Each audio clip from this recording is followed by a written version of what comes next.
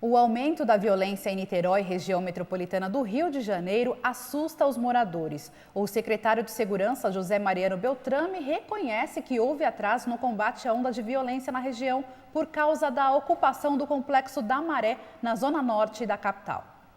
Autoridades de Niterói, na região metropolitana do Rio, e do governo do estado anunciaram como medida para combater o aumento da violência no município a instalação de 2 companhias destacadas da Polícia Militar.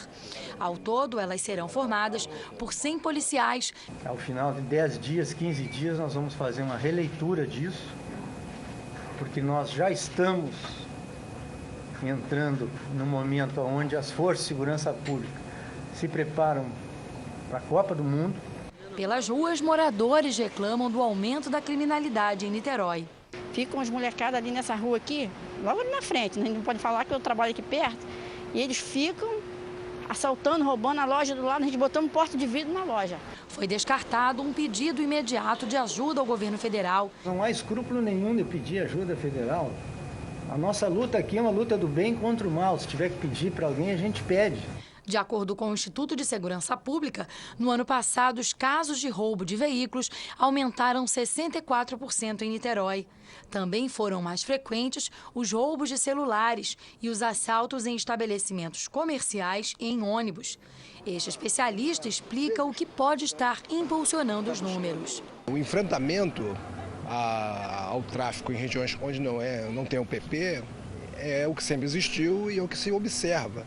E quando isso acontece, há uma reação das populações. Por outro lado, os sujeitos que vivem do crime também incitam a polícia, porque sabem que a resposta vai ser essa violência. Diversos confrontos ocorreram nos últimos dias na região. Desde sexta-feira foi deflagrada uma crise no Complexo do Caramujo, entre Niterói e São Gonçalo, com a morte de 2 jovens em ações policiais. A Comissão Nacional da Verdade apresentou um relatório preliminar sobre a morte do ex-presidente Juscelino Kubitschek. De acordo com o relatório, JK morreu mesmo de acidente de carro. A conclusão contraria a tese de homicídio defendida pela Comissão Municipal da Verdade de São Paulo. Depois de 2 anos de investigação que reuniram laudos periciais, testemunhos, fotografias e dados materiais, a Comissão Nacional da Verdade disse que não há qualquer indício para afirmar que a morte do ex-presidente e seu motorista tenha relação com o regime militar. A Comissão Nacional da Verdade concluiu que o presidente Juscelino e seu motorista não foram assassinados. Portanto, nesse sentido, nós temos uma conclusão que difere radicalmente daquela que foi adotada pela Comissão de São Paulo. Segundo o relatório, o veículo que conduzia o ex-presidente foi atingido por um ônibus, perdeu o controle e colidiu de frente com uma carreta. O acidente foi na Via Dutra, rodovia que liga São Paulo ao Rio de Janeiro. O principal motivo que levou a dúvidas sobre a causa da morte do ex-presidente Juscelino foi a evidência de um fragmento metálico encontrado no crânio do motorista Geraldo Ribeiro, que poderia ser resquício de uma bala. Mas a Comissão da Verdade afirmou que se tratava de um grampo metálico usado para fixar o revestimento de caixões. Para chegar a essa conclusão, também foram ouvidos o perito criminal que fez o laudo no local do acidente em 1976 e o médico legista, responsável pelo exame da ossada do motorista, feito 20 anos depois. Primeiramente, a hipótese do tiro ela foi refutada pelos próprios exames que fizeram na ossada, né, onde nós constatamos por fotografia que não havia perfuração no crânio de Geraldo Ribeiro. Mas a decisão da Comissão Nacional vai de encontro à da Comissão da Verdade Municipal de São Paulo. Esta defende que a morte de Juscelino foi resultado de uma conspiração política e mantém a posição. São indícios, não são provas, mas são indícios numerosos e que são bastante convincentes. De um ponto de vista da democracia, acho muito interessante que você tenha vários ângulos da verdade. E eu acho que o que busca essas comissões da verdade é exatamente encontrar qual é o denominador comum ou aquela que se apresenta como mais verdadeira. Lamento muito que a Comissão Nacional tenha tomado essa atitude.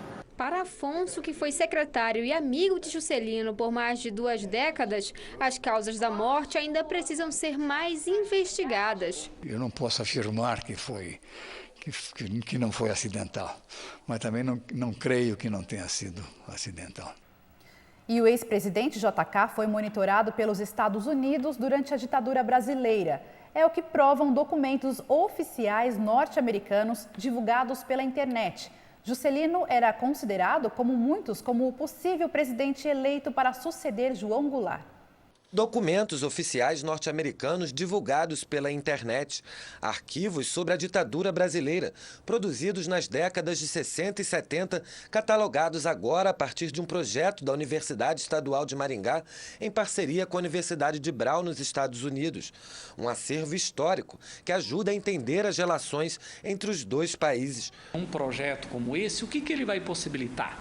Que milhares de pessoas, tanto dos Estados Unidos quanto do Brasil ou de outros lugares do mundo, possam acessar esses documentos, possam confrontar eles com outros, inclusive com os documentos que tem no Itamaraty aqui. Uma das revelações da iniciativa é o intenso rastreamento norte-americano dos passos de Juscelino Kubitschek. Segundo o levantamento, o nome de JK consta em nada menos que 168 documentos, muitos deles tratando da vida pessoal do ex-presidente.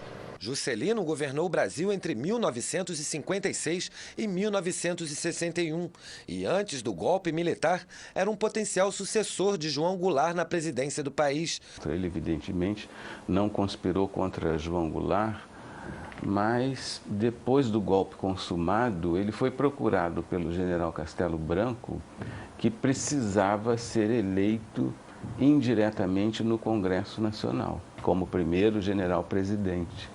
E o JK deu o seu voto a Castelo Branco em troca de uma garantia de que as eleições de 65, eleições presidenciais para as quais ele era candidatíssimo, seriam mantidas. Em 1967, articulou a Frente Ampla em oposição ao regime, se juntando a Jango e a Carlos Lacerda, antigo adversário político e ex-governador do estado da Guanabara.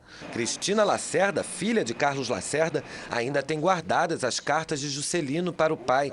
Segundo ela, o sentimento de vigilância na época era constante. Meu telefone, aliás, o telefone lá de casa nunca deixou de ser vigiado. Você ouvia os caras, ó, Barbosa, eu tô pegando agora, tá na escuta, tá não sei o quê. Todo mundo sabia que havia escuta e isso criava uma angústia muito grande. No próximo bloco, ex-militante política e professora da USP assassinada na década de 70 é homenageada. E comissão especial da Câmara dos Deputados aprova texto base do Plano Nacional de Educação que destina 10% do Produto Interno Bruto para o setor. Isso e muito mais daqui a pouco. Não troque de canal. O NGT Notícias volta já.